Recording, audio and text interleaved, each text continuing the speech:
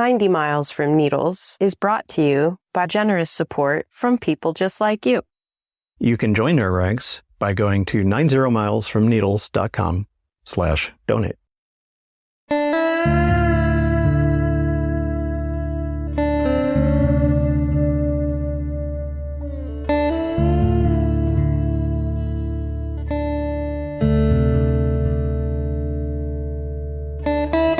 It's time for 90 Miles from Needles, the Desert Protection Podcast, with your hosts, Chris Clark and Alicia Pike.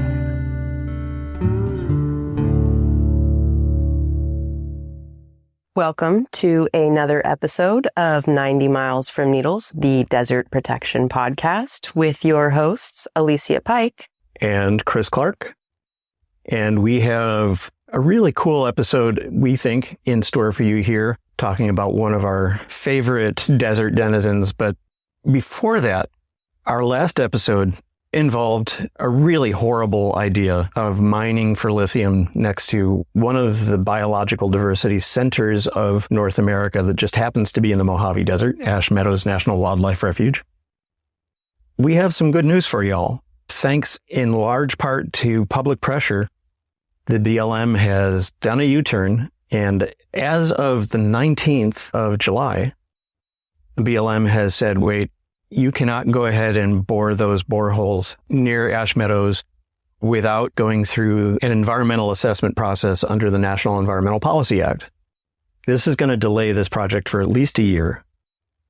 At the very least, we have more time to register our opposition and keep this from happening. In the meantime, just because we didn't know for sure whether or not the drilling rigs were going to show up on the 17th, your two favorite podcast hosts made it out to Ash Meadows on the 17th, and I think it's fair to say we came back even more resolved than we had been to keep this from ever happening. It was your first time seeing the place, and my first time seeing that part of Ash Meadows, and it was just an astonishing place, even at 122 degrees Fahrenheit. For me, the heat was in my mind more than it was radiating from the atmosphere. When we got to Fairbanks Spring, after visiting Site 1 for the first test borehole, I was just appalled and shocked that anyone thought it was a good idea, whether it was legal or not. I just couldn't believe that proximity, not just next to a wildlife refuge, but having any understanding of the hydrology out there, says it's a really bad idea.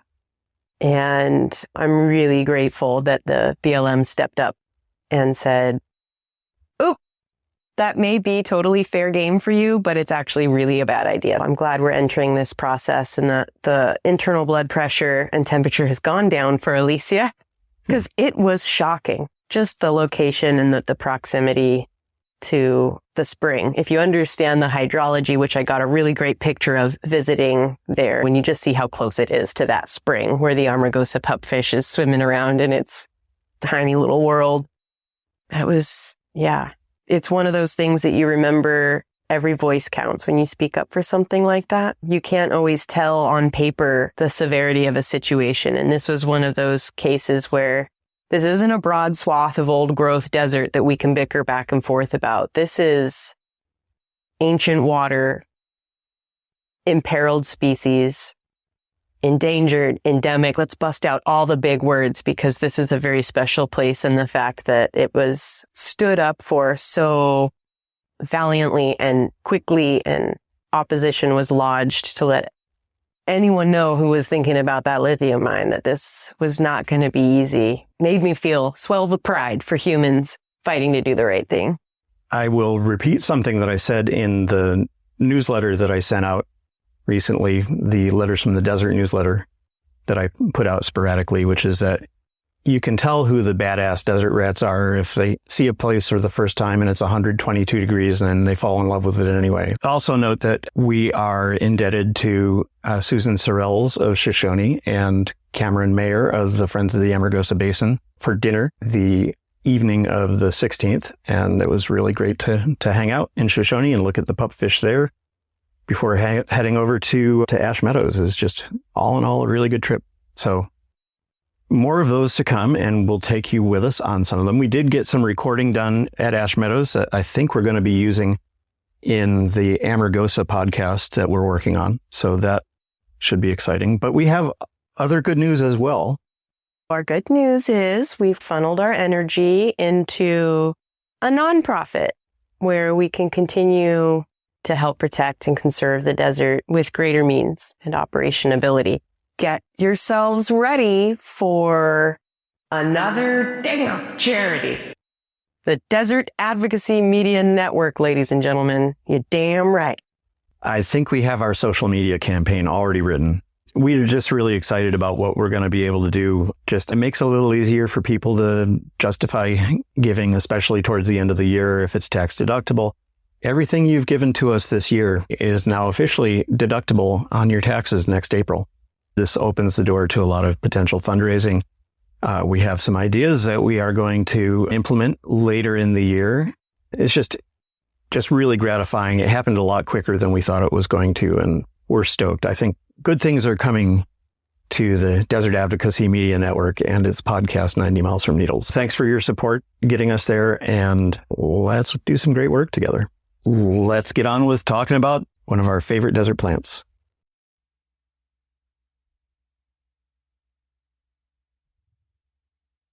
One early March morning a lifetime ago, as the rising sun purpled the desert sky, I peered over the walls of my pickup truck's bed and blinked sleepily at the Mojave landscape near Boron, California.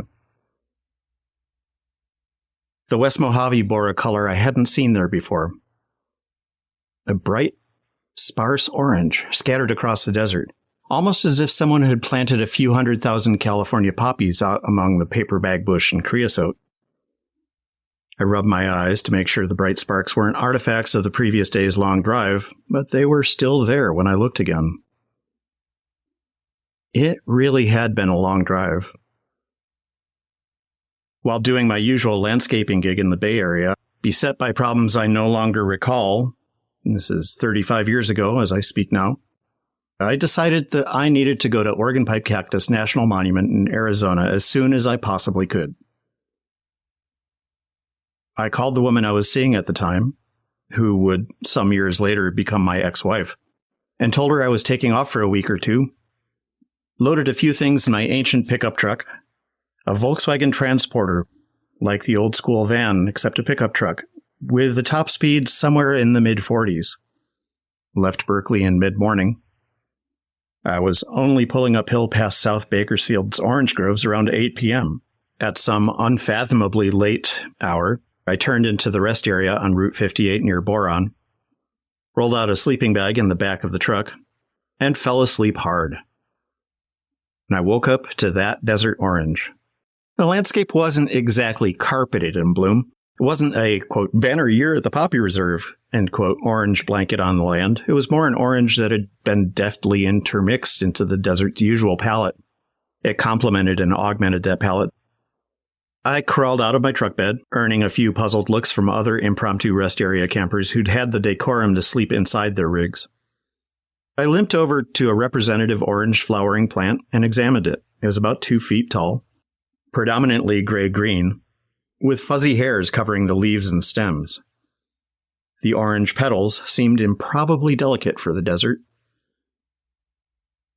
That sparseness of blossoms orange that I'd seen in the broader landscape extended fractally to the plant itself. Each flower clasped an enveloping gray-green bracts that concealed the bright petals for some of their lengths. Each cluster of bracts separated by weedy-looking stems and drab velvety leaves. It was a shy flower. It made me think of the roadside chicories back east. Their beautiful sky blue petals open for an hour or two in the morning and then shut tight against the world. My new friend was a desert globe mallow, Spheralcia ambigua, and I was never out of sight of the plants as I drove painstakingly slowly along my route that very long day.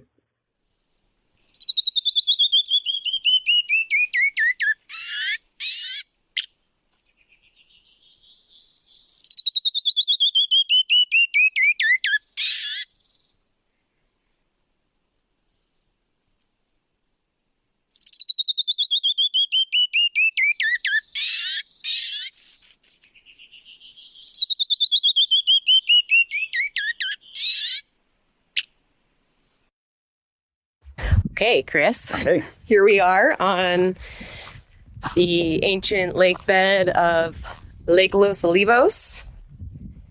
And I have some interesting apricot Globe Mallow stories here. Here in our yard is my caged mallow. Oh, that's doing pretty great. And this was actually a volunteer from the barrel cactus I got from Jan Emming at Desert Sense Nursery back from one of our very first episodes we recorded. Lovely. And this little volunteer did really well in a pot, and I declared it was going to be caged. And it is still getting grazed on through the cage, but the heart of the plant is alive and well, and I believe that this guy is going to make it. Yep. Gotta love that 1/4-inch hardware cloth. The tiniest I could get. You will find that particularly young desert iguanas can climb right up this and into it, and it becomes their own little cage where they live inside there and just eat it until it's gone. But they don't really seem to bother my natives. They really want my non-native vegetable garden stuff, like the lettuce. They really loved my lettuce. So the interesting thing about where we are is that this is an ancient lake bed. Not a whole lot grows here. And I've been through a lot of hit and miss with plants, and mallow is one of my favorite plants here around where I live because I call them bee motels or bee hotels. I've been seeing the little pollinating native things going in and out of the flowers here. Yeah, and in the evenings, they'll just go to sleep and the flower closes around them. And in the morning, they wake up and take off. And I love watching sleeping bees. It's a little early for them to be retiring for the evening, but we're pretty close. So was this is growing around a barrel cactus. Were they in the same pot at the nursery? Or? Okay, so it looked like a little weed sprout. It had just sprouted when I brought it home. So this plant was growing up next to the barrel cactus and said, you need a nurse plant. Yeah. Well, that's nice of it. Yeah. And so I would say 5 years ago, we had one of our major floods from a monsoon, and this whole valley floor was underwater. And when it was flowing, it was really intense. It was flowing in areas that I'd never seen it expand and flow across. And I remember saying to Tad, absolutely 100%, we are going to see things grow here that we've never seen before. Because think about how far this water is coming from, and it's bringing all that stuff with it. And sure enough, after that flood, we saw Datura show up, and it had never grown here before. We saw Indian tobacco show up. Oddly, the Russian thistle disappeared, which we are most grateful for. Wow. But the star of the volunteers were about 5 different mallows. And they were living out here completely unprotected, no cage. And it became a daily thing to walk out and check on them and see how they were doing. And so we are now making our way to the carcass of the biggest one that grew out here. We were talking about how there's prime zones for mallows to grow in. Right. An alkaline lake bed ain't it. Isn't it for many different Wait, I think this different was organisms, except that we have this really pretty fillery kind of stuff. Oh, there is so much fillery here. It has been here. It was one of the first things I noticed. Going to have to take a picture of the decorative fillery in mud cracks. And the cool thing about this fillery is that when the seed is ripe and properly dried out, the husk of the seed acts like a spring launch, and it shoots it off several feet away from the plant. And I happened to be sunbathing on the ground right next to some, and I heard it happen first. And I had to sit and watch the plants next to me unfurl and do another. And it was just the most cool experience. Fantastic. So yeah, these are the bases. This was a mallow at one point, and this guy had gotten about, I would say, 3.5 feet. It's about that big. Not anymore. He did not make it. The drought out here is what really got him. They were fine as long as they had enough water, and as soon as the summers came, they just, like, you felt like it was just getting sucked back down into the earth, and it receded to like a little bit of a grassy mat where there were leaves coming out of the base. It's like it was trying to regenerate. And I came out here with a cage and I started watering it. I got a 150-foot hose and I was coming all the way from over there out here to try and keep it alive. And as soon as I started watering it, it died completely, which was an extreme letdown because I thought I was helping it. So creosote can act as a nurse plant. I found mallow growing underneath the creosote, and I was pretty surprised at that because creosote has a pretty bad name for being toxic. Let's cut through this way. Yeah, I think the old story was that it's toxic, and now the new story is that it just is too good at sucking up all the water. And I think it's probably a little bit of each. Yeah. There is some stuff that really is extremely happy to grow under creosote. You see the high water line on this little... Oh, yeah. That is... We would be standing in a foot of water. Yep, that's about... Yeah, just under my knee is what this lake bed will settle at, which is kayakable. Yeah. My favorite pastime. So this guy is 5 years old. Oh, look at you. And he's just hiding here under this creosote, and he does get browsed upon. But it's almost like the animals know and respect this is an anomaly here, and it's the last of all of them to make it. And I visit this plant often and tell it how much I love it and how beautiful it is and how grateful we are it's here. We have our own little bee motel. There's a few flower buds on it right now.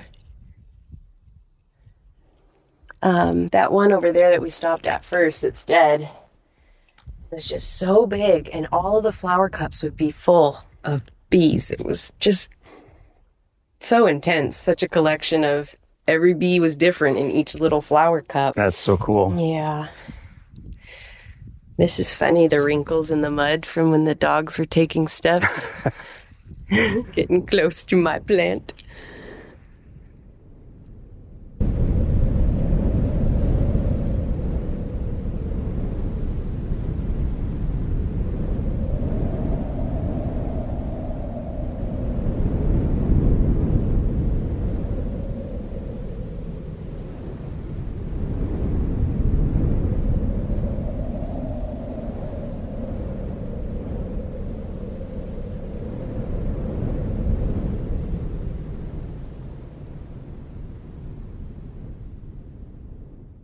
If you went looking for a single plant to symbolize the deserts, the Globe Mallow wouldn't be a bad one to pick.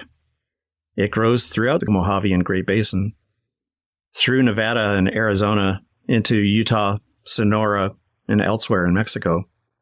It's called a Globe Mallow for two reasons. It's in the mallow family, Malvaceae, along with cotton and hibiscus. And its flower petals tend to curve toward one another at the edges, creating the general impression of a balloon, or half a balloon. Desert globe mallows don't all bloom bright California poppy orange. Some of them have blossoms that are a more nuanced color that gives rise to another common name, the apricot mallow. Some, of variety rosacea, bloom somewhere on that non-primary spectrum of color that runs between lavender and pink. All of them share the little hairs on their stems and leaves that give the plants their grayish hue. That's a trait common to a lot of desert plants. The coating of minute hairs holds a layer of water vapor near the plant by providing the tiniest of windbreaks, and the gray reflects sunlight, keeping the plant a bit cooler. There may also be a defensive aspect to the globe mallow's hairs. I rubbed a leaf between my fingers that day, and when the hairs that came off on my hand inevitably found their way into my eyes not too much later, they were plenty irritating. Some people are more sensitive, and just touching a globe mallow can cause them to suffer something approaching dermatitis. It's by no means as irritating a plant as its fellow mallow family member Fremontodendron, whose hairs can drive even the most stoic native plant enthusiast to distraction in the space of half an hour. But you probably still ought to avoid rolling around naked in a Globe Mallow patch without a very good reason.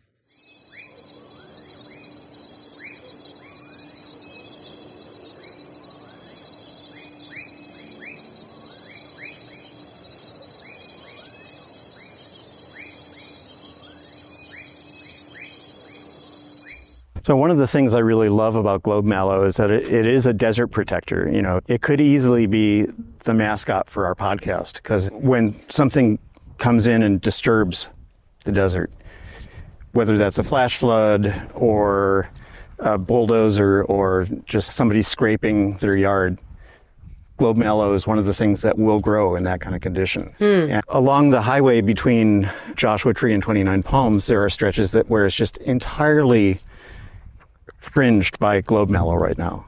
And down the hill between from Morongo, when you get to the base of the Morongo grade, that whole stretch coming from the 10, that first strip of the 62, there's pink mallow down there. Nice. And I just love them. It took me forever to accept that those were actually, because I'm learning my mallows here. I'll cry people, I don't know my mallows that well, and I just didn't know what it was. And then I learned, oh, snap. They come in pink, too. And it's, like you said, a disturbed area. It grows all along the shoulder, thick as thieves. Reclaims the damaged desert and knits it back together.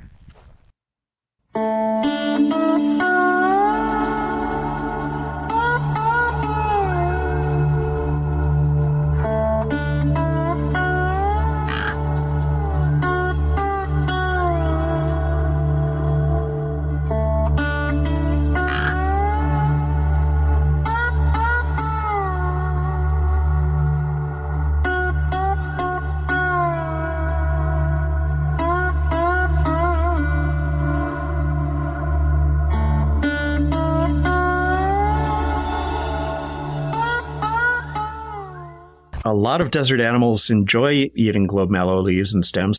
Jackrabbits and cottontails eat the new growth, as do desert bighorn sheep, and evidence of Globe Mallow has been found in the coprolites of long-extinct Shasta ground sloths.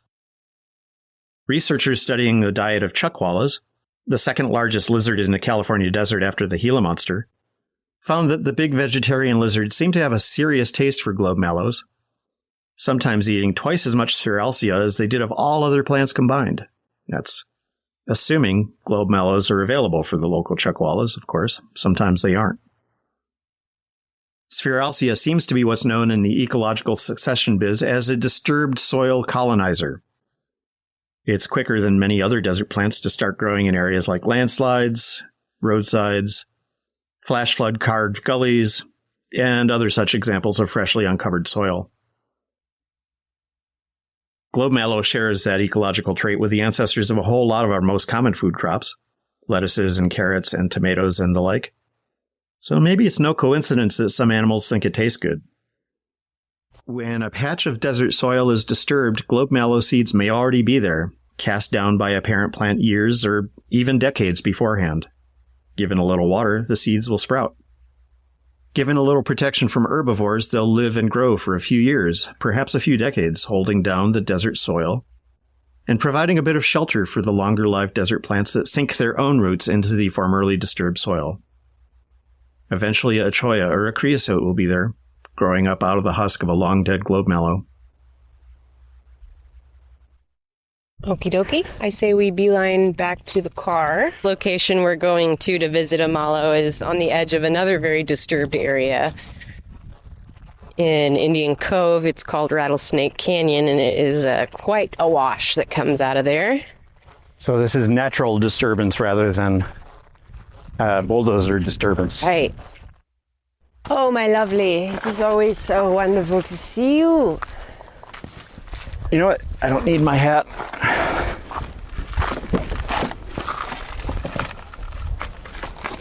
Hopefully the mosquitoes aren't going to try and eat me absolutely alive.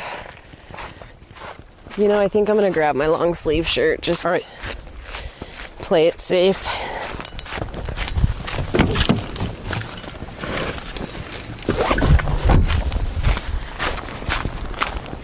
Desert woman always keeps a long-sleeved white shirt in the back seat in the summertime.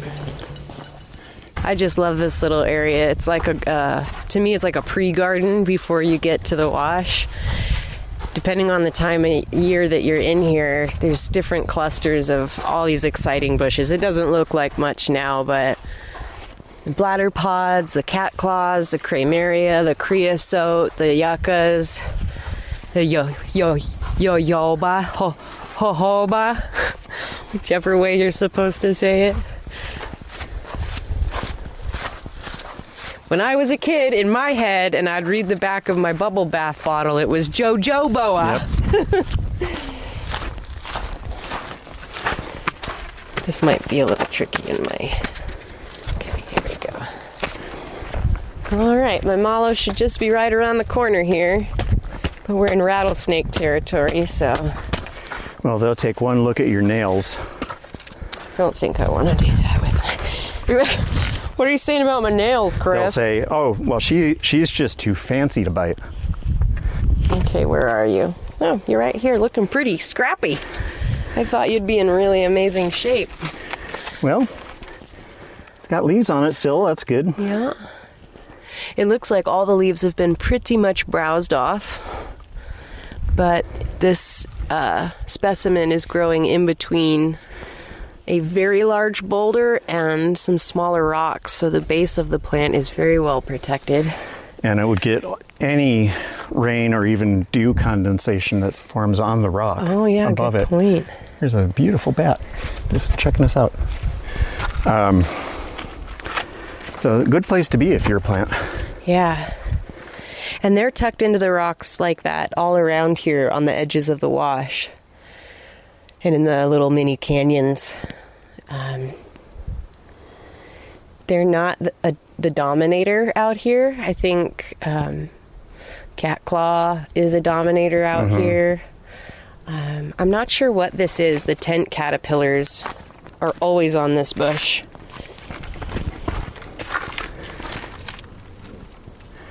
You want me to, the spot that I'm in so you can take a closer look?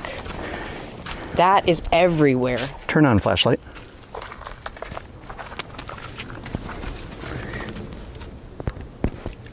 I don't know it. That's comforting.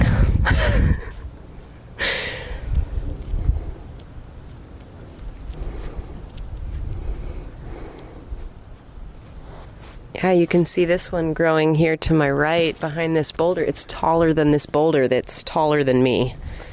It's quite a large... It gets big and it hedges. Wow, okay, there's a whole group of them. You know, I always think of Globe Mallow as a desert roadside plant, and here we are in this place where, I mean, that plant with the two medicine ball sized boulders below it and the gigantic boulder above it, that's not disturbed. That's not a disturbed area. Correct. And so it's still growing there, and it's just really remarkable how adaptable it is. And I love that they call them apricot mallow because apricots are my favorite stone fruit. And I love the color. The skirt I wore to your wedding was in the theme of an apricot mallow because your express instructions from you and Lara was desert themed, animal themed, like bring your desertness in your outfit. And that skirt to me is the shape of a mallow flower because it's a bit of a bell skirt and it's the right color. See, I was totally focused on the coyote part. Right, yeah, I had the coyote hood, the wolf hood on, and I had cat tights. Anything that was like remotely animal or desert related, I busted all out. It's like I'm going full fox. Patrick still wins that though. Yeah. Anyone who shows up in a full tortoise costume wins hands down. The desert animal themed. Okay. Back at the car, safe and sound. That's the way we like it in this desert town. I drove for hours that day, long ago, my unreliable and painfully slow truck earning me the wrath of every person behind me. From Boron at 6 in the morning, it took me more than an hour on old Route 58 to get to breakfast in downtown Barstow. Then came an eternity on Interstate 40. My pickup, with its 6-volt electrical system and its 40-horsepower engine and all the sleek, stylish aerodynamics of a sheet of plywood, made maybe 49 miles an hour in neutral on long downhill stretches of road. Mainly, I went slower. It took me well over 18 hours to get from Boron to Picacho Peak, just north of Tucson. That was plenty of time to examine the contents of my 29-year-old soul, as speckled with fear and doubt as the desert was with Globe Mallow orange. Without mobile phone or GPS, without really knowing where I was headed other than Oregon Pipe via Tucson, without credit cards or much in the way of cash, I was as on my own as I've ever been. The wreckage of the relationship that had consumed my 20s was only a little ways back in the rearview mirror, and the parting knowledge that I didn't measure up to the guy I'd been dumped for had sunk all the way in. Couldn't yet tell where my current relationship would lead, except we had vague plans to meet in San Diego in 2 weeks. I couldn't even count on the truck. Coming down the Mogollon Rim north of Wickenburg, Arizona, seeing the whole Valley of the Sun splayed out before me in sunset pink, the old truck's clutch started feeling a little bit off. At the general store on the Casablanca Pima Reservation, I bought a new crescent wrench, crawled under the truck in the gravel parking lot to try to adjust the clutch cable. It didn't help. And by the time I woke the next morning, similarly sleeping in the truck bed in the Picacho Peak State Park parking lot, the clutch was out altogether. I'd run into the desert until I couldn't run any farther. I was 800 miles from home and broke, grinding my transmission with no clutch down the shoulder of Interstate 10, past the billows of Globe Mallow on the verge, binding the wounded desert as best they could. We'd like to send a few shout outs to some new supporters through Give Butter. We have Raphael Moncarch. Thank you. And Aiden has one of those names that there are 3 really common pronunciations, but I'm just going to pick one. Aiden Cook. Thank you for your donation. Glad you like what we're doing. If you want to join the ranks of the people that have been helping us put this podcast out, you can go to 90milesfromneedles.com/donate. A couple of different ways for you to give to us there, all of which are very much appreciated. 90 Miles from Needles is a production of the Desert Advocacy Media Network.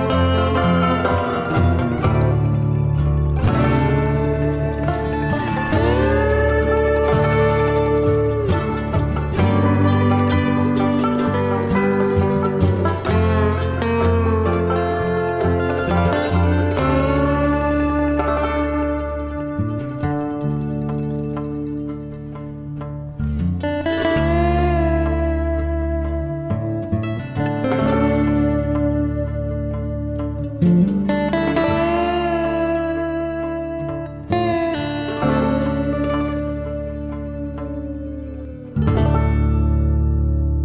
am I supposed to focus with Heart being so cute on the living room floor?